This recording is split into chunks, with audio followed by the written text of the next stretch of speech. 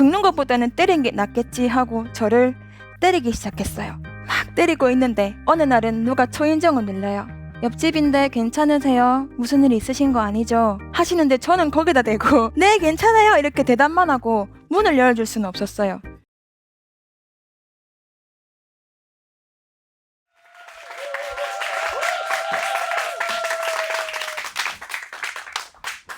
안녕하세요. 반갑습니다. 저는 정원이라고 합니다. 저는 중증 아토피 환자예요. 여러분들이 보시기에도 제가 중증 환자처럼 보이세요? 제가 오늘 이 자리에 나와서 이때까지 숨겨온 거를 말씀드리기가 쉽지는 않았어요. 왜냐면 보기에 너무 멀쩡해 보여서 괜찮은데 왜? 하실 수도 있거든요. 여러분 혹시 이 사진 뭘로 보이세요? 모래? 먼지? 사실 이거는 제 몸에서 1시간 동안 떨어져 나온 진물각질이에요. 그 옆에 보이는 손은 몇 시간 동안 쓸고 닦았던 제 손이고요. 아토피가 심해지면 이런 증상이 생겨요. 아마 주변에 이런 분들이 있으셨을 수도 있지만 보신 적은 없으셨을 거예요. 왜냐면 이런 분들은 움직일 수 없어서 집에만 계시거든요. 저는 태어난 지 100일쯤부터 아토피가 있었어요. 초등학교 때는 성적표에 다소 산만하다라는 단어가 6년 내내 적히더라고요. 아마 제가 계속 긁고 있었어서 산만하게 좀 보였을 수도 있겠다 싶긴 해요. 중학교 때는 얼굴에도 아토피가 올라왔는데 학교에 가면 선생님들께서 술 먹었냐고 물어보시기도 하고 얼굴에 뭐 이렇게 벌겋게 화장하고 다니냐고 그렇게 오해를 받기도 했었어요. 그때는 교복이 흰색이었는데 제가 자주 긁어서 피가 많이 묻었었거든요. 집에 가면 그걸 빨아야 되는데 또 그 교복을 보면 엄마는 조금 속상해 하시더라고요. 그래서 저는 그 모습이 보기 싫어서 그냥 그대로 입고 학교에 간 적이 많아요. 그래도 그때는 크면 낫는다라는 말을 되게 많이 들었었어요. 그래서 뭐 크면 괜찮아지겠지, 별일 아닐 거야 하고 스스로를 위로하면서 견뎠죠. 근데 분명히 저는 그렇게 믿고 있었는데 저는 낫지를 않더라고요. 오히려 더 심해졌었어요. 뭐 그렇다고 마냥 손을 놓고 있었던 것도 아니에요. 병원, 한의원, 민간요법, 무슨 요법 뭐 가리지 않고 다 시도했었어요. 다 말씀드리지는 못하지만 진짜 기상천외한 방법들이 많아요. 비싸고요. 우스갯소리로 집 한 두 채 다 까먹었죠. 그렇게 저는 새로운 치료를 시작할 때마다 희망을 가지고 시작하지만 절망으로 끝나는 걸 반복했어요. 그 굴레를 열심히 도는 동안 제 아토피는 점점 제 삶을 점령하기 시작하더라고요. 비유를 하자면 꼭 어릴 때는 몸속에 여기저기 옮겨다니는 그런 벌레 같았던 느낌들이 제가 성장을 할수록 그 벌레들은 점점 괴물처럼 커진 것 같더라고요. 아토피를 10년, 20년 앓은 피부는 느낌이 어떻냐면 꼭 골판지를 접었다 핀 것처럼 울퉁불퉁하고 두꺼워져요. 가려울 때는 꼭 불타고 있는 나무장작이 된 느낌이에요. 더 무서운 건 이미 피가 줄줄 나는데도 이러다가 뼈가 보이겠다 싶을 정도로 긁고 있는 제 자신을 발견할 때예요. 그리고 긁는 거를 멈추면 그때부터는 고통이 시작돼요. 벌 받는다고 생각했어요. 내가 내 자신한테 스스로 상처를 냈으니까. 일어나서 씻고 일하고 밥 먹고 청소하고 다시 잠들 때까지 매 순간마다 그렇게 가려움이 올라왔고 표현하기는 좀 그렇지만 정말 힘들 때는 커터칼로 난도질 당한 것 같은 그런 고통이 느껴지기도 했어요. 그렇게 시간이 지나고 30대가 됐어요. 어느 순간부터 제가 써왔던 약에 내성이 생겨서 더 이상 그 약을 쓸 수 없는 상태가 되더라고요. 사실 내성이 생기는 것까지는 생각을 못했어요.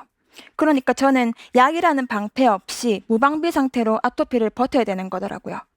그때는 아예 가려움이 저를 집어삼켰어요. 온몸이 피떡이 되니까 옷을 입을 수도 없고 이불을 덮을 수도 없었어요. 그냥 나체로 살았어요. 그렇게 몸에 닿는 게 다 괴로우니까 누워서 잠을 잔다는 게 저한테는 그렇게 힘든 일이 돼버리더라고요. 자기 전에 손가락에 못 긁게 붕대 같은 걸로 칭칭 감아 놓으면 그게 뚫릴 때까지 긁다가 상처가 나니까 아파서 깨게 되더라고요. 이때 제 소원이 제발 좀 1시간만 제대로 잘 수 있게 해주세요 였어요. 사실 마음 같아서는 그냥 철수샘이나 사포 이런 걸로 피부를 다 갈아내고 싶었어요. 아니, 그냥 다 찢어버리고 싶더라고요. 피부는 나한테 고통만 주는 거니까. 그래서 차라리 긁는 것보다는 때리는 게 낫겠지 하고 저를 때리기 시작했어요. 얼마나 때려야 되냐면 몸에 멍이 들겠다 싶을 정도로 그냥 패야 돼요. 특히 얼굴은 정신없이 후들겨 패다 보면 눈에 핏줄이 터지고 나중에는 뇌가 쩌렁쩌렁 울려요. 근데도 가려움은 끝까지 쫓아오더라고요. 막 때리고 있는데 어느 날은 누가 초인종을 눌러요.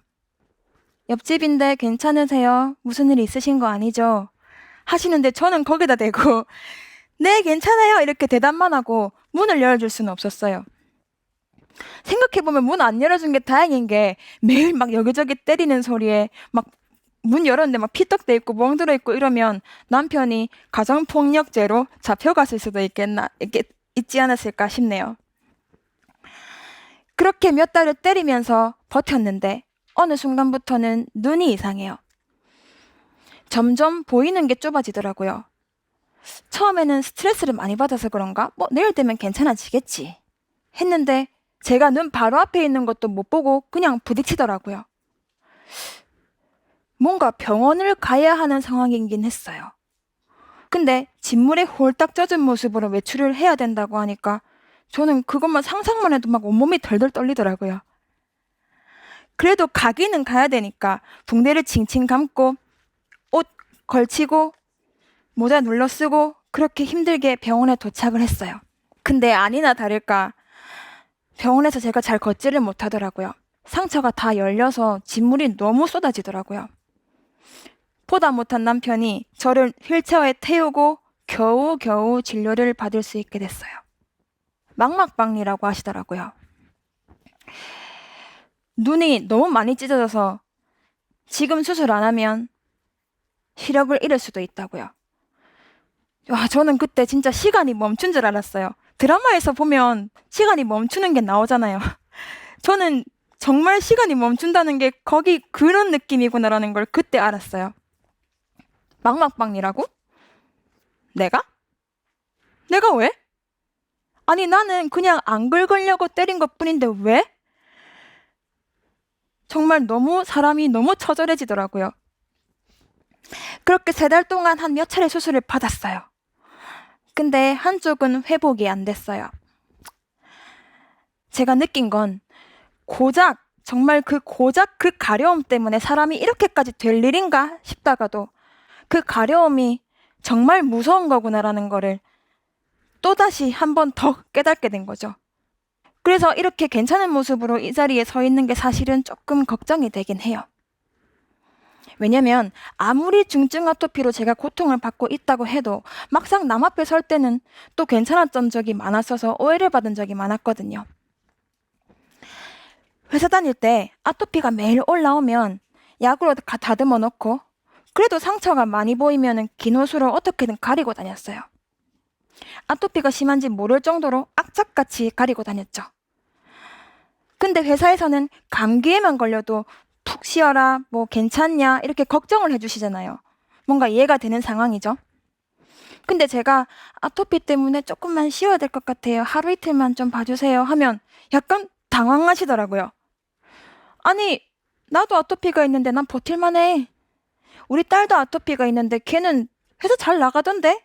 라고 하시더라고요. 당연히 그분들은 그럴 수 있거든요.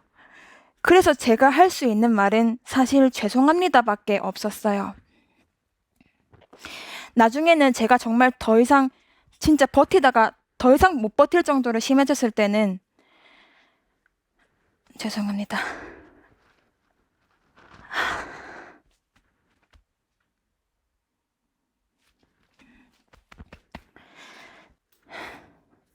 더 이상 못 버틸 정도로 제가 나중에 심해졌을 때는 어디가 어떻게 아픈지 제대로 설명을 할 수가 없었어요. 그냥 몸이 안 좋아졌다고 하고 둘러댔죠. 그래도 회사에서 나름대로 예쁨도 많이 받고 기대도 많이 받았던 상황이었어서 좀 저한테는 너무 아쉬운 경험이기도 해요. 친구들한테도 제대로 말해줄 수 없었어요. 아토피 자체가 언제 심해질지도 모르는데 친구라고 뭐 마냥 나 좀 이해해줘 이렇게 말하기도 너무 미안하거든요. 저번 주까지만 해도 아무렇지 않게 뭐 밥도 잘 먹고 수다도 잘 떨고 막 이랬는데 이번 주에 갑자기 제가 못 만난다고 하면 친구 입장에서는 얼마나 당황스럽겠어요. 그래도 좀 참아보자 하고 또 나갔는데 아토피가 또 자기 마음대로 갑자기 심해지니까 그때는 괜찮은 척도 못 하겠더라고요. 저희 남편도 뭐 지금은 반 전문가지만 그때는 물어보더라고요. 남편한테만큼은 설명을 해줘야겠죠. 어떻게 가려워? 모기가 문 것 같아? 그렇게 물어보면 오빠야, 모기가 이따만하다고. 그러니까 가까운 사람도 저를 알 수 없다는 이야기예요. 근데 아이러니하게도 저는 성격이 참 밝다라는 말을 많이 들어요. 차라리 어디가 아프면 안 아픈 척 할 수는 있는데 부모님 눈에는 제가 아픈 게 막 2배, 3배로 이렇게 크게 느껴지나 봐요. 볼 때마다 아유, 네 피부랑 내 피부랑 바꾸면 좋겠다. 전생에 내가 무슨 죄를 졌길래 네가 이렇게 안 낫냐 이러면서 자책을 하세요. 근데 제 아토피가 부모님 때문은 아니잖아요. 그래서 그런 모습 보면 뭔가 나 때문에 힘들어 하시는 것 같으니까 괜히 막 괜찮다. 나아지겠지. 안심시켜 드리려고 제 스스로를 어떻게 보면 속여왔다고 해야 되나? 뭐 그랬던 부분들이 다른 사람들한테는 뭔가 밝은 모습으로 비춰지기도 했나 봐요. 하긴 뭐 남편도 제가 밝아서 반했대요. 그래서 결혼을 했는데 미안하게 됐죠. 아토피는 진짜 이러지도 못하고 저러지도 못하는 이상한 병이에요. 저도 평생을 겪어왔는데 아직도 아토피가 뭔지 모르겠어요. 차라리 아토피가 얼마나 힘든데냐고 물어보면 아까처럼 대답을 해줄 수는 있어요. 근데 저도 모르는데 남들이 어떻게 알 수 있겠어요? 사실 할 수 있는 말은 하소연밖에 없는데 사람들이랑 소통이 안 되니까 그것마저도 포기를 하게 되더라고요. 그래서 저도 저를 이해해 줄 수 있는 사람들을 만나고 싶었어요. 인터넷을 막 뒤지다가 해외 곳곳에서도 그런 분들이 계신다는 걸 알게 됐죠. 또 사진이며 글이며 본인들 상태를 그냥 부끄럼 없이 다 기록해 놓으셨더라고요. 정말 신기한 건 저보다 심한 분들도 계셨어요. 저는 제가 세상에서 제일 심한 사람인 줄 알았거든요.